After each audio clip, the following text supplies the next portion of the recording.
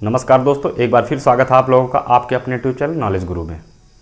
तो दोस्तों, हम लोग कक्षा 10 साइंस अर्थात विज्ञान में बायोलॉजी के फर्स्ट चैप्टर जैव प्रक्रम के बारे में अध्ययन कर रहे हैं, जिसमें आज हम लोगों का सबसे लास्ट पॉइंट है। अर्थात इसको पढ़ाने के बाद यह जो जैव प्रक्रम चैप्टर है यह पूरी तरीके से समाप्त हो जाएगा। अगर आप लोगों को हमारा पिछला वीडियो देखना है, जैसे पाचन तंत्र, श्वसन तंत्र, पौधों में परिवहन और जंतुओं में परिवहन, इन सब की वीडियो अगर आपको देखनी है तो आप लोग हमारे प्लेलिस्ट जैव प्रक्रम में जाइए और मैं इसका लिंक आप लोगों को डिस्क्रिप्शन में दे दूंगा, जिससे आप लोग अपनी इन समस्याओं को दूर कर सकते हैं। तो दोस्तों, ज़्यादा कुछ लोट लपाट नहीं, चलते हैं शीर्षक पर। आज का हमारा शीर्षक है उत्सर्जन। तो सबसे पहले जान लेते हैं उत्सर्जन होता क्या है। तो उत्सर्जन मतलब जैव प्रक्रम की वह क्रिया जिसमें हानिकारक उपापचयी पदार्थों का निष्कासन हो जाता है, क्या कहलाता है? उत्सर्जन कहलाता है। मतलब हमारे शरीर में हानिकारक उपापचयी पदार्थ जिनका हमारे शरीर में कोई महत्व नहीं है, जो हमारे शरीर के लिए क्या हैं? हानिकारक हैं, फायदेमंद नहीं हैं, उनका जब हमारा शरीर क्या कर देता है? बाहर कर देता है। अर्थात अपने शरीर से जब हम उस पदार्थ को, अपशिष्ट पदार्थ को बाहर निकाल देते हैं, तो उसी प्रक्रिया को ही उत्सर्जन कहा जाता है। आप लोग ऐसा बहुत कुछ देखे होंगे कि हमारे शरीर से ऐसे कई चीज़ें क्या होती हैं? बाहर निकलती रहती हैं। एक उदाहरण के तौर पे समझ लीजिए कि मान लीजिए आपके क्लास में सब बच्चे ठीक है, लेकिन 2-4 बच्चे क्या हैं? थोड़ा बेढंगे प्रकार के रहते हैं, जिनका चरित्र सही नहीं रहता है। तो चरित्र सही ना रहने के कारण अगर उन लोगों को उस क्लास में रखा जाए, तब भी वह क्लास पूरी तरीके से बेकार कर देंगे वो 4 लोग। और अगर उन लोगों को निकाल दिया जाए तो बाकी जितने भी अच्छे बच्चे हैं वो क्या हो जाएंगे? सही के सही बचे रह जाएंगे। तो वही प्रक्रिया हमारे शरीर में भी होती है कि जो खराब पदार्थ है, अपशिष्ट पदार्थ है, जिनका हमारे शरीर में कोई महत्व नहीं है, मतलब हमारे शरीर के लिए वे क्या हैं? एकदम बेकार हैं, तो उनको हमारा शरीर बाहर निकाल देता है। और उसी बाहर निकालने के ही प्रक्रम को ही क्या कहा जाता है? उत्सर्जन कहा जाता है। तो सबसे पहले हम लोग जानते हैं कि हमारे शरीर में ऐसे कौन कौन से अंग होते हैं जिनके द्वारा उत्सर्जित पदार्थों को बाहर निकाला जाता है। तो सबसे पहला जो पॉइंट आता है हमारा, वो आती है हमारी त्वचा, अर्थात हमारा चमड़ा। हमारे त्वचा के द्वारा तैलीय पदार्थ, लवण और जो हमारे शरीर के लिए अनावश्यक जल होता है, उसका निष्कासन होता है। तो हमारा शरीर भी एक प्रकार का क्या हो गया? उत्सर्जी अंग हो गया। इसी प्रकार हमारी जो नाक होती है, इस नाक के द्वारा हम लोग क्या निकालते हैं? पोटा निकालते हैं, श्लेष्म निकालते हैं। पोटा जिसको क्या किया जाता है? शरीर से बाहर निकाला जाता है। यह पोटा हमारे लिए, हमारे शरीर के लिए क्या होता है? लाभदायक होता है। लेकिन जब उसमें बैक्टीरिया, कवक, वायरस, ये सब क्या होते हैं? पहुंच जाते हैं। तो पहुंचने के बाद यह हमारे शरीर के लिए क्या हो जाता है? उसमें सन जाते हैं वो लोग, जिससे हमारे शरीर के लिए हानिकारक हो जाता है, उसको बाहर करना आवश्यक होता है। इसी प्रकार जो हमारा फेफड़ा होता है, वह कार्बन डाइऑक्साइड को क्या करता है? शरीर से बाहर निकालता है, और कफ को भी शरीर से बाहर निकालता है। बूढ़े बुजुर्ग होते हैं या हम ही लोग होते हैं, जब सर्दियों में हमारे फेफड़े में कफ जम जाता है, तो उसी कफ को हम लोग खेखार करके क्या करते हैं? शरीर से बाहर निकालते हैं वो हमारे शरीर के लिए क्या होता है, फ़ायदेमंद होता है जब हम उसको निकाल देते हैं, क्योंकि वो हमारे फेफड़े की जो कूपिकाएँ होती हैं, छोटी छोटी जगहें होती हैं, उन जगहों को कवर कर लेते हैं, जिससे वहाँ तक ऑक्सीजन नहीं पहुँच पाता है, जिससे हमारे शरीर में भी ऑक्सीजन नहीं पहुँचता है। अगला जो अंग है वो होता है हमारा यकृत, अर्थात हमारा लीवर, जिसको गांव की भाषा में कलेजी के नाम से जाना जाता है। आप लोग लेकर आते हैं ना बकरे की कलेजी, मुर्गे की कलेजी, तो वो कलेजी जो होता है उसी को क्या बोला जाता है, लीवर बोला जाता है। वह हमारे शरीर के दाहिने पार्ट में होता है। तो वह क्या करता है कि जो हमारे शरीर में अमोनिया बनता है, अमोनिया समझिए, अमोनिया जो बनता है NH3,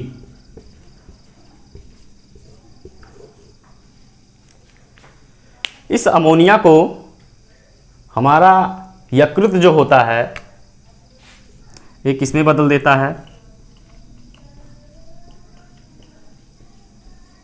NH2CO NH2 अर्थात यूरिया में। तो अमोनिया जो होता है हमारे शरीर के बहुत ही घातक होता है। अगर हमारे शरीर में यह 15 मिनट तक रुक गया तो हमारे शरीर का क्या हो जाएगा, हमारा शरीर डेड हो जाएगा। लेकिन इसको भी बाहर निकालने के लिए हमारे शरीर में अंग तंत्र बनाया गया है जो इसको क्या कर देता है, यूरिया में परिवर्तित कर देता है। जो यूरिया क्या होता है, इससे थोड़ा कम घातक होता है। तो इस तरीके से यह हमारा शरीर जो होता है वह उत्सर्जन की क्रिया को संचालित करता है। लेकिन ये सब तो क्या हो गए, उत्सर्जन तंत्र के मामूली अंग हैं, इनकी कोई चर्चा यहाँ पे नहीं हो रही है। जो अभी चर्चा होगी वो होगी मनुष्य के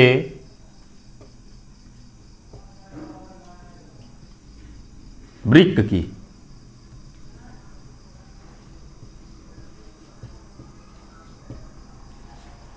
मनुष्य के वृक्क की चर्चा होगी। अन्य जंतुओं में क्या होता है, जो उत्सर्जन की प्रक्रिया होती है वह शरीर का, उनका शरीर जो होता है ना ऐसे होता है, एक अस्तर की तरह होता है। इस शरीर के बाहरी वातावरण से, इसी से वो लोग अपशिष्ट पदार्थों का क्या कर देते हैं, निष्कासन कर देते हैं। उत्सर्जन इनका इसी प्रकार होता है। लेकिन जो उच्च किस्म के जंतु होते हैं उनमें उत्सर्जन करने की एक विशिष्ट अंग पाई जाती है जिसे वृक्क के नाम से जाना जाता है। तो आइए चलते हैं वृक्क के बारे में। दोस्तों यहाँ पर मनुष्य के वृक्क का क्या बनाया गया है, एक चित्र बनाया गया है। चलते हैं इसके बारे में जानते हैं। जो मनुष्य का वृक्क होता है वह गुलाबी रंग का 250 ग्राम का एक संरचना होती है जिसकी संख्या 2 होती है, अर्थात वह एक जोड़ा पाया जाता है। कितने जोड़े पाए जाते हैं, 1 जोड़े पाए जाते हैं। अब इसकी जो आकृति होती है वह सेम के बीज की तरह होती है। सेम तो आप लोग खाए ही होंगे ना, तो उसका बीज भी देखे होंगे। उसका बीज जो होता है अर्धचंद्राकार होता है।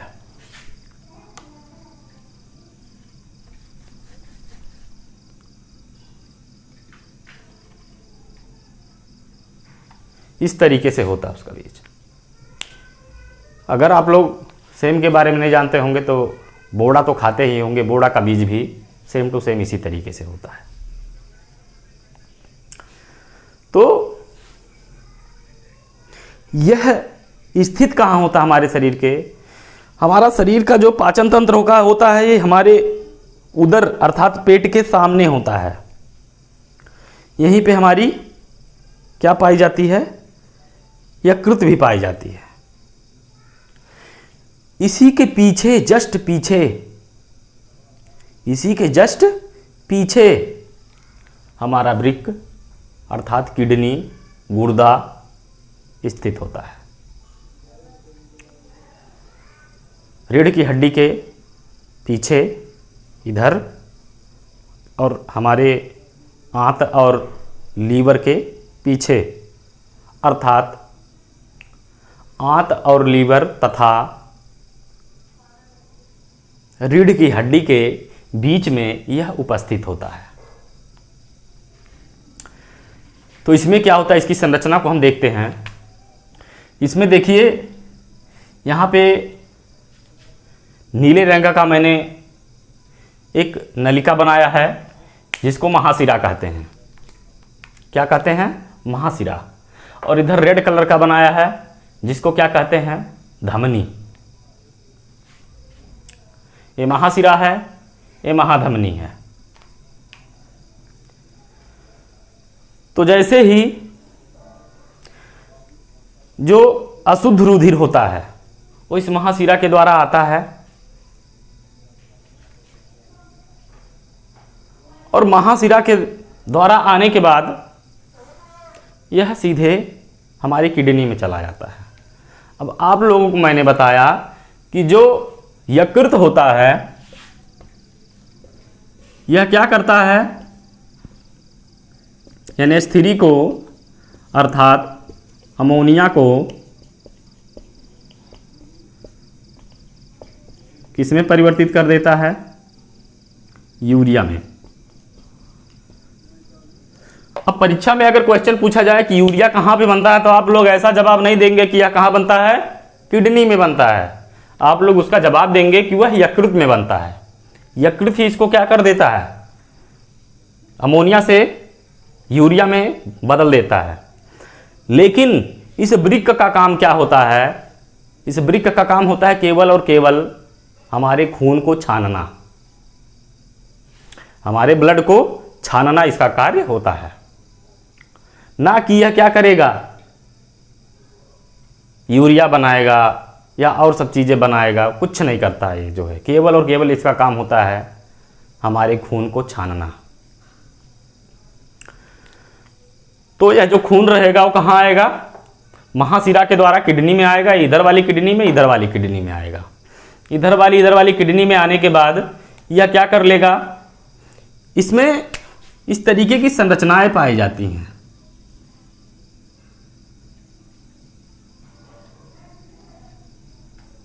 इस तरीके की संरचनाएं पाई जाती हैं जिसमें क्या होता है, छोटे छोटे कोशिकाएं होती हैं जिसको नेफ्रॉन अथवा वृक्काणु के नाम से जाना जाता है। यह नेफ्रॉन अथवा वृक्काणु होता क्या है, जिस तरीके से हमारे शरीर की जो सूक्ष्मतम इकाई होती है वो कोशिका होती है, उसी तरीके से इस किडनी की अर्थात इस वृक्क की जो सबसे छोटी इकाई होती है उसको क्या बोलते हैं, नेफ्रॉन या वृक्काणु बोलते हैं। इंग्लिश में उसको नेफ्रॉन बोलते हैं, हिंदी में उसको वृक्काणु बोलते हैं। तो हम यहाँ पे लिख लेते हैं, वृक्क की सबसे छोटी इकाई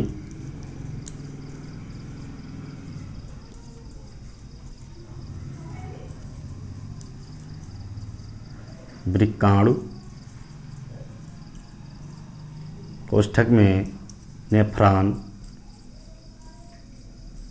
होती है।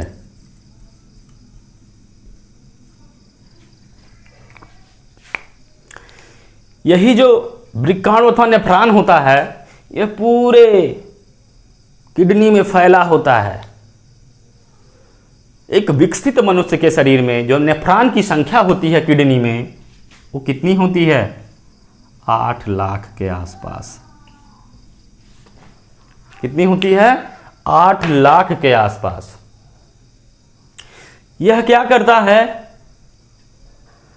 जो हमारा खून होता है उस खून में क्या मिला हुआ है, यूरिया मिला हुआ है और अपशिष्ट जल मिला हुआ है। उसको यह क्या कर देता है, छान देता है। अर्थात जो खराब पानी होता है, जो हमारे लिए आवश्यक नहीं होता है, और कुछ विशिष्ट प्रकार के अपविष्ट पदार्थ, वह यह छान देता है। और छानने के बाद जब खून को छान देता है तो उसको कहाँ भेज देता है, महाधमनी के द्वारा। ये बीच में देखिए क्या बना हुआ है, यहां से लेकर के यहां तक महाधमनी बना हुआ है।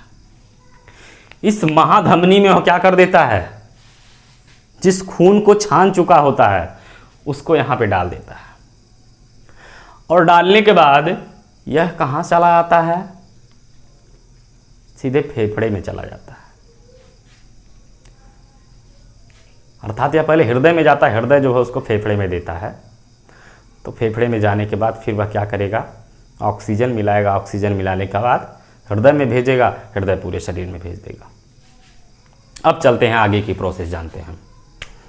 अब जब इससे जो अपशिष्ट पदार्थ छन गए हैं वो क्या होंगे, वो यहाँ पे देखिए दो नलिकाएं बनी हुई हैं, दो वाहिनी बनी हुई है, एक यहाँ पर, एक यहाँ पर, एक यहाँ पर और एक यहाँ पर। इन दो वाहिनी के द्वारा देखिए यहाँ पे इसका क्या है, अटैचमेंट है।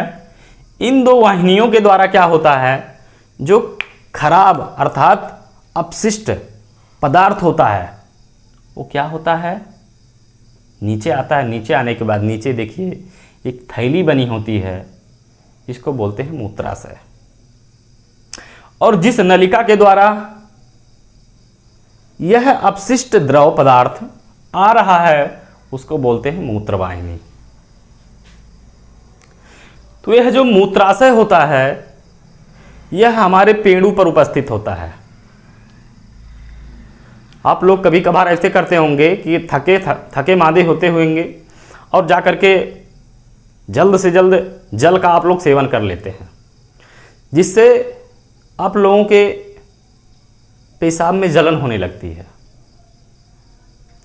तो यह क्या करता है जानते हो कैसा होता है, कि हमारा जब हम लोग थक करके आते हैं तो हमारा पूरा शरीर क्या होता है, काम करता रहता है। और उस काम करने के वक्त अगर हम जल का सेवन कर लेते हैं तो उस जल में एक प्रकार का